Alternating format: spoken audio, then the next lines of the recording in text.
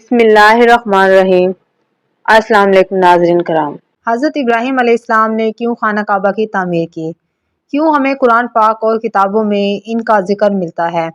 جہاں ایک طرف لوگ بتوں کی پوجا کر رہے تھے، وہیں دوسری طرف انبیاء کرام ایک اللہ کی عبادت کر رہے تھے۔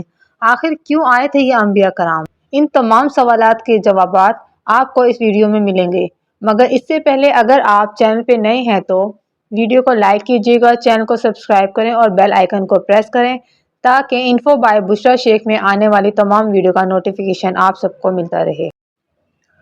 کافی مدت بعد حضرت ابراہیم علیہ السلام حضرت اسماعیل علیہ السلام سے پھر ملنے کے لیے مکہ تشریف لائے۔ حضرت اسماعیل علیہ السلام زمزم کے کنویں کے پاس اپنے تیر درست کر رہے تھے۔ حضرت ابراہیم علیہ السلام نے فرمایا، اے اسماعیل، مجھے اللہ تعالیٰ نے یہ حکم دیا ہے کہ میں یہاں پہ اللہ تعالیٰ کے لیے ایک گھر بناؤں۔ حضرت اسماعیل علیہ السلام نے فرمایا، ضرور، آپ اللہ کا حکم بجا لائیے۔ حضرت ابراہیم علیہ السلام نے کہا، اللہ تعالیٰ نے مجھے یہ بھی حکم دیا ہے کہ اس کام میں آپ بھی میری مدد کریں۔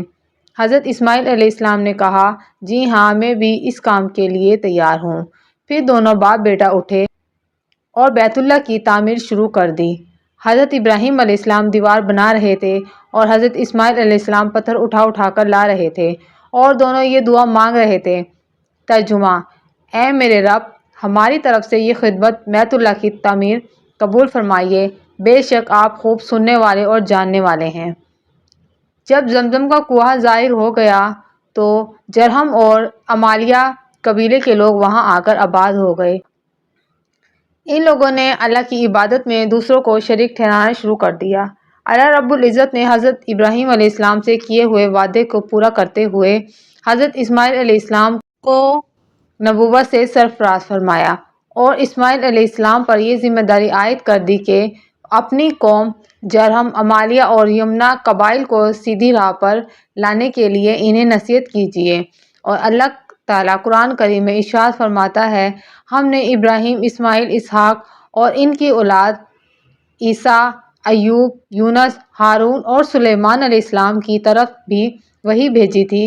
اے مسلمانوں، تم کہو کہ ہم ایمان لائے اللہ پر اور اس کتاب پر جو ہماری طرف نازل کی گئی، ان تعلیمات پر بھی جو ابراہیم، اسماعیل، یعقوب علیہ السلام پر اور ان کی اولاد پر بھی اتاری گئی۔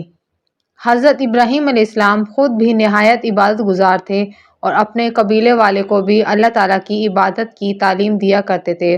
نماز ایک نہایت ہی اہم عبادت ہے، اس لیے آپ علیہ السلام خود بھی نماز پڑھا کرتے تھے اور اپنے گھر والے اور قبیلے والوں کو بھی نماز پڑھنے کا حکم دیا کرتے تھے۔